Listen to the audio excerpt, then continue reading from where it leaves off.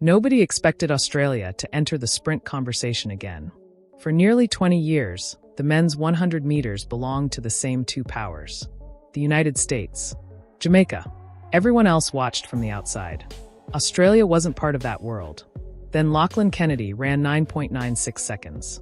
And then he did it again. Same time, same championship, same pressure. Twice. That detail changes everything.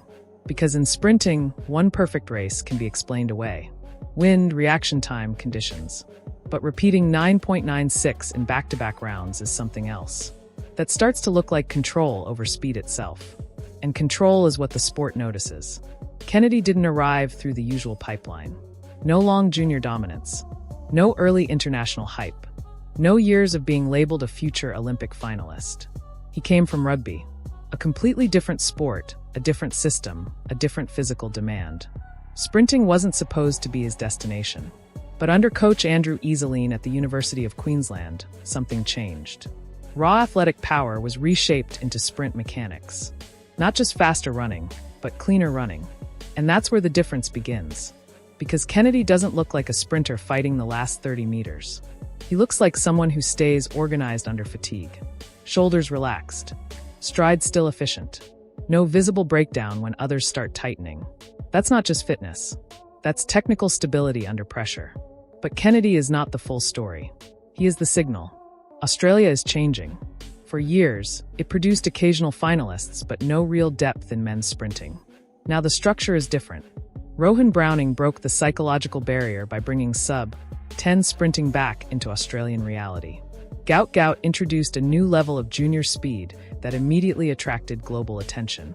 Kennedy added something else entirely: repeatable elite performance at senior level. 3 athletes, 3 different stages of development, 1 emerging system. That's how sprint nations are formed.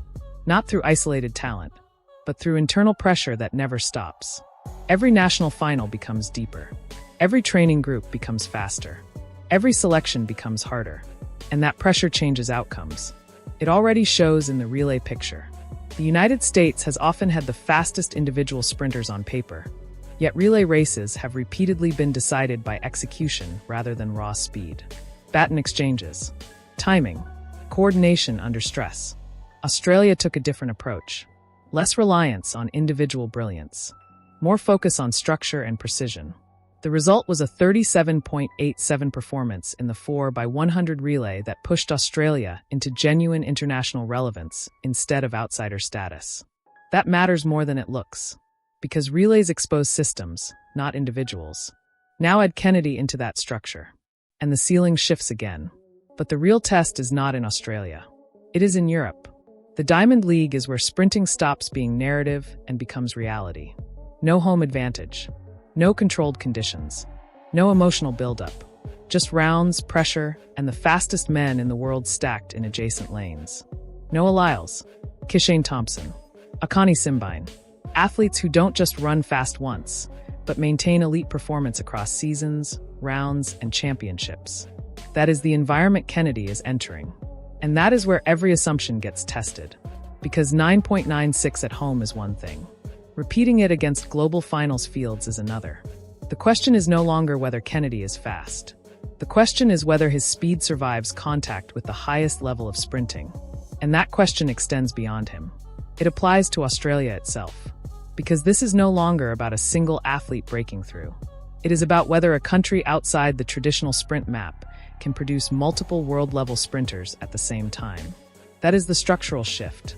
Not hype, not media attention. Structure.